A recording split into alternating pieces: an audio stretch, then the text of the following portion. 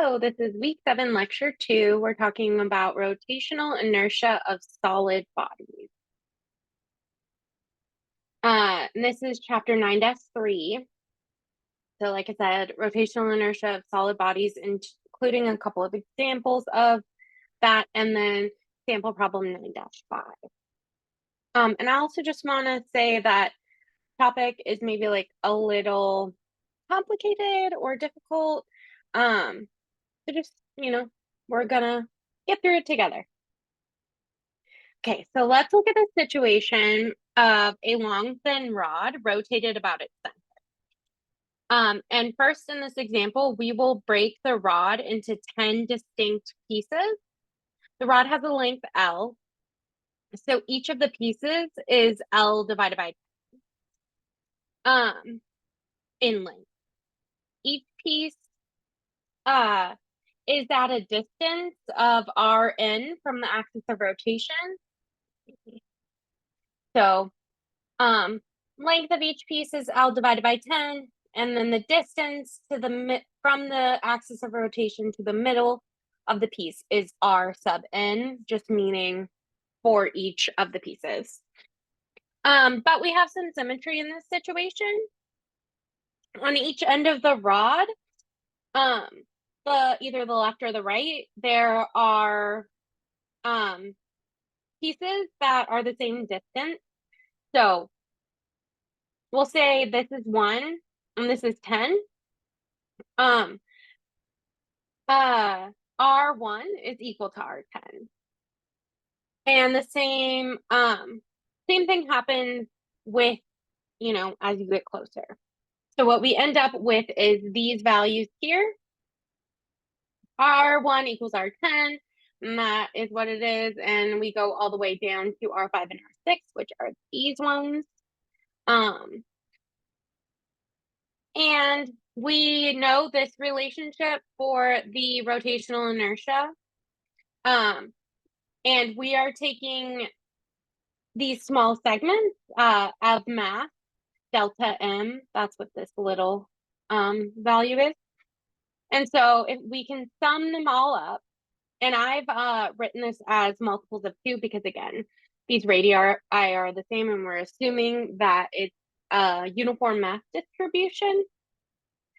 So, section 10 and section 1 are equivalent, so we just multiply by 2 in each case. Anyway, when we sum all of this up, we get the rotational inertia is 1 divided by 12.12 times the mass times the length squared. Now let's look, now if we do the same thing with 20 segments instead, we get 1 divided by 12.03 ml squared. And we can look at the limiting case for n segments, meaning like, many as we can think of, any number n. And the relationship that is found is 1 divided by 12 ml squared times n squared minus 1 divided by n squared. But if we take n going to infinity, so like as many possible tiny little chunks of the rod as we can make, the thing in parentheses just goes to 1, and we end up with the rotational inertia of the rod just being 112 ml squared. So we had this relationship to start, and we found that as delta mn goes to 0, as in it gets smaller and smaller and smaller, we end up with an integral. And we're going to look at a couple of examples of doing these integrals.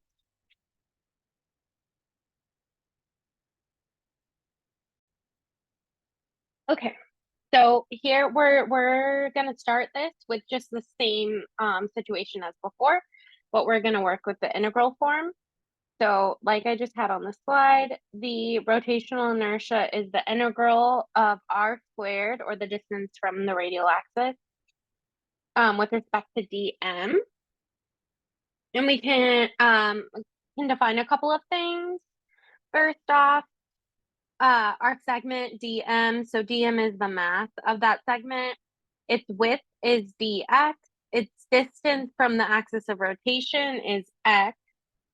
And then we also have a cross-sectional area of the rod of A.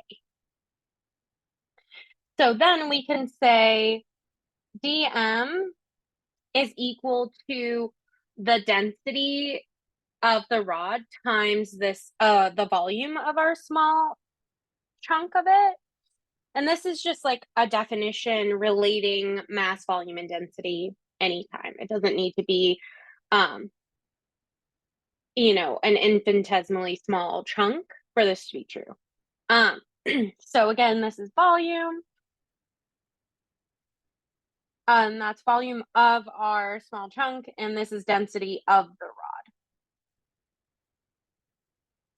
And another thing we can say is that volume is equal to area times the width. So area, width. So we can plug that into our relationship here, and we can say that dm, which equals rho dv, also equals, when we sub in for the volume, rho times the area times dx. And another thing we can say, I'll zoom out, there you go, is that density, like I just said, is mass times volume. In this case, this would be of the whole object, because it's the density of the whole rod. So total mass and total volume.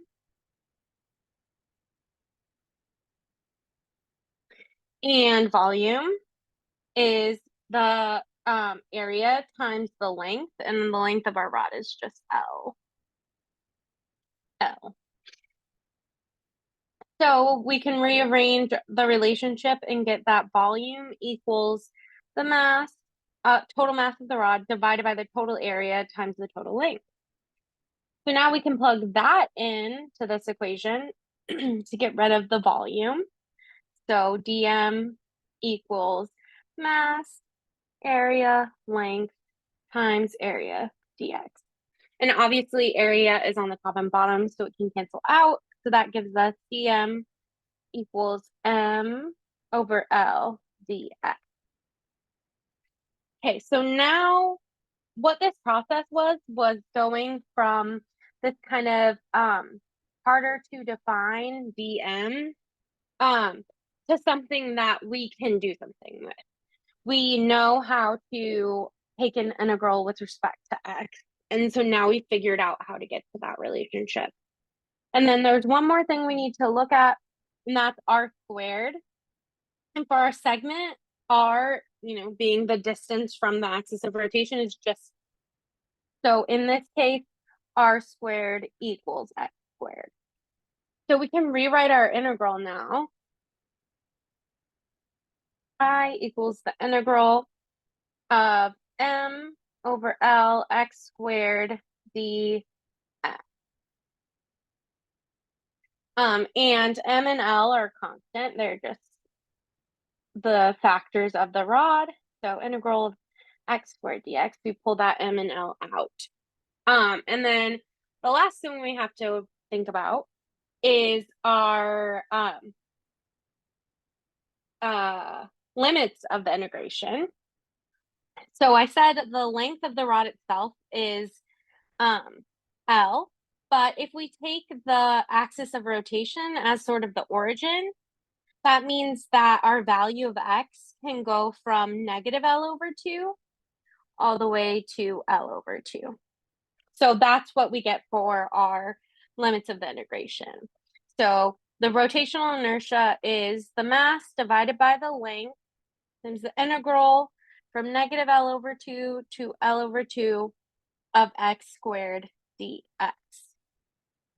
And then we just get the integral, or do the integral.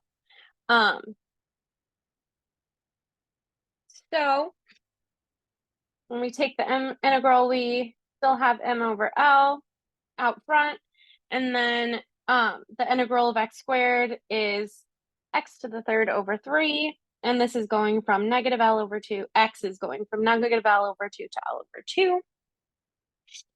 And I'm going to pull the 1/3 out, so we get m 3L. And we have L over 2 to the third minus negative L over 2 to the third. And remember, when you're taking something to an uneven exponent, if it's negative, it stays negative. So this actually, these end up added together.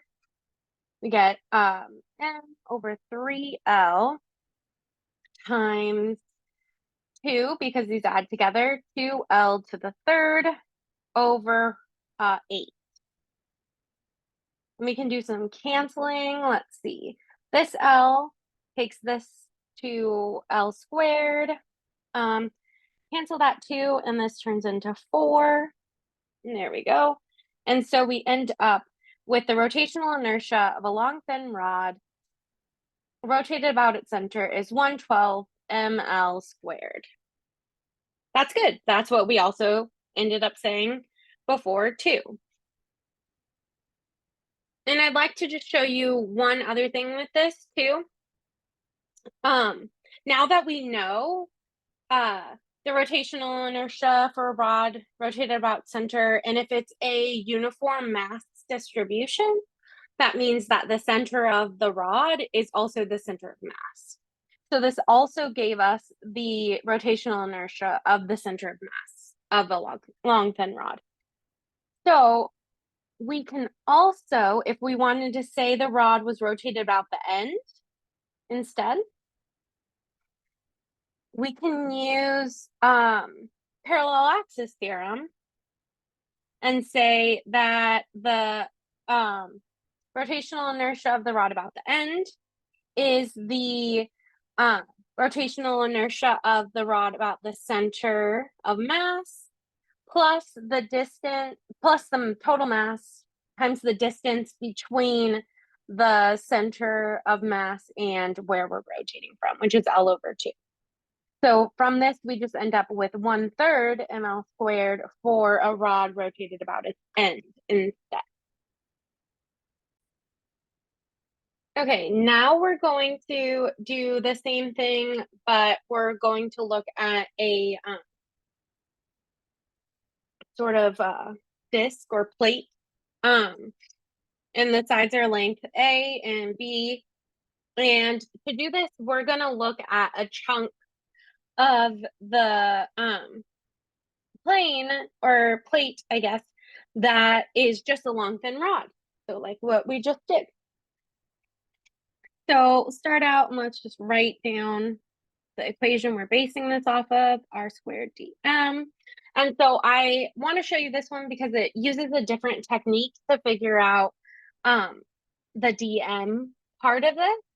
So another thing we can do is say that this subset of mass is equal to, divided by the total mass, is equal to the subset of the area, which would be dx being the width, and a being the length. So a dx divided by the total area, so a b, which is just the sides multiplied by each other. And those a's cancel out, so we end up with dx over b. So rearranging that to solve for dm, we have mass over b dx.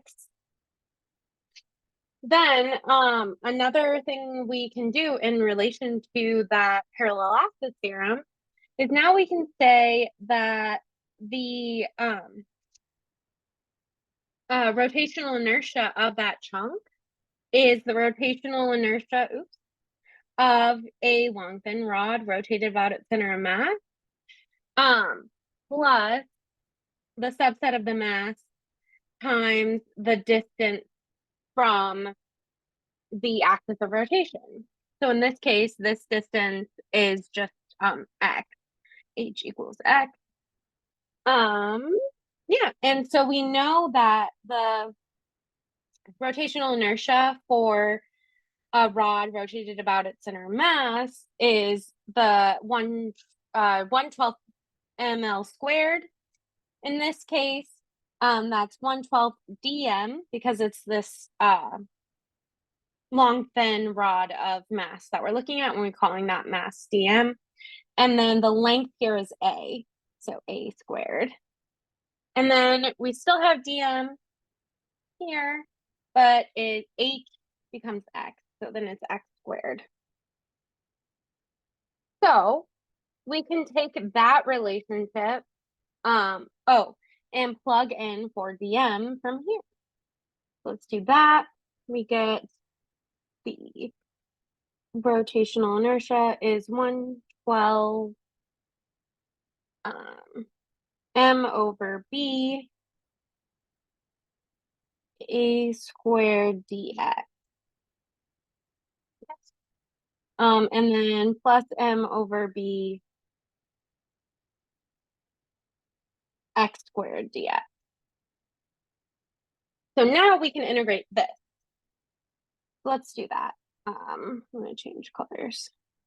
So integral this, integral of 1/12 mass over b a squared dx plus integral of m over b x squared dx. In this case, we're going to, we have to assess the limits of our integration. So now we're integrating along this whole side. So we're imagining just a bunch of long, thin rods along that side. So that tells us, and the rotation is about the center, so that's the origin. So we go from negative b over 2 to b over 2, negative b over 2 to b over 2.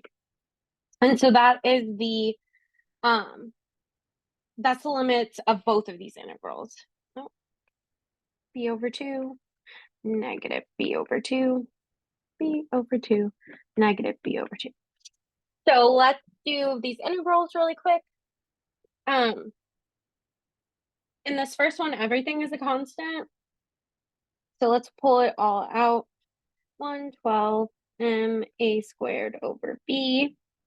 So we just end up with x because everything else was a constant. X from negative b over 2 to b over 2. And then we have just m over b times, again, this is the same integral as before, x squared dx. So that gives us x to the third over 3. And again, from negative b over 2 to b over 2. So what we end up with is this relationship here just results in b. And this one gets, so we end up with 1/3 2b to the third over 8. And that simplifies to 1/12 b to the third, just like before. We had L before, but. So we end up for our total rotational inertia with 1/12 m a squared plus b squared, where a and b are the lengths of the sides. So the main reason I wanted to show you the second way is actually just this relationship up here, showing you how to figure out what you're integrating over in a different way. So let's go back to the slides now.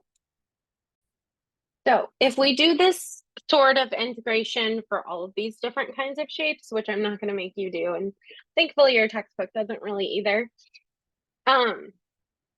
we get these equations. So for a hoop or a cylinder rotated about its axis, it's just mr squared. For a cylinder of a certain thickness or ring of a certain thickness, get this relationship. for a solid cylinder or disc. So it's showing you a cylinder, but it also works for just a flat disc. This relationship, and that's rotating along its axis, but if it's rotating the long way about its axis, you end up with this relationship. And this one is for a cylinder and this one is for a rod. Here is our relationship for a long thin rod rotated about its end. We used parallel axis theorem for that.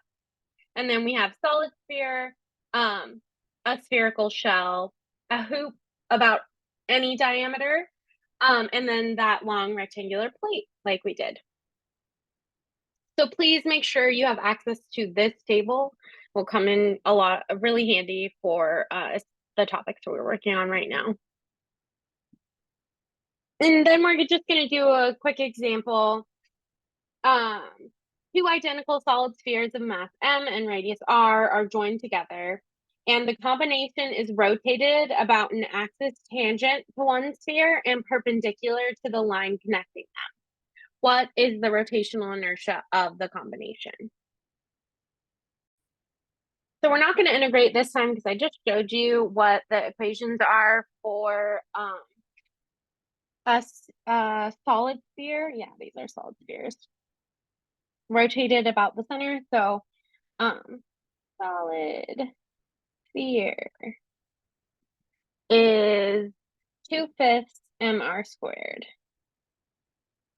So that is the thing we would integrate if we need to, but we're going to use our resources, which is that table, that we don't have to do the integration. But to find the rotational inertia of this system here, what we want to do is we find the rotational, so this will be the total. We want to find it for each of them. So we'll call this one and this two. And for one, we can just use, and for both of these actually, we're using parallel axis theorem again. So for one, it's going to be the rotational inertia about the center of mass plus the mass times h squared. And here for one, h is just going to be r. So h1 is just r. So that gives us for this one, I just said this here is the rotational inertia of the center of mass. So we get 2/5 mr squared plus mr squared. And this ends up as 7/5 mr squared. So that is rotational inertia 1, or of sphere 1. And then for sphere 2, same initial relationship or equation, but h is different. For this one, we have 2r and then one more r. So 3r is what h2 is. h2 equals 3r. So again, the center of mass one is the same, 2/5 mr squared plus m times 3r squared.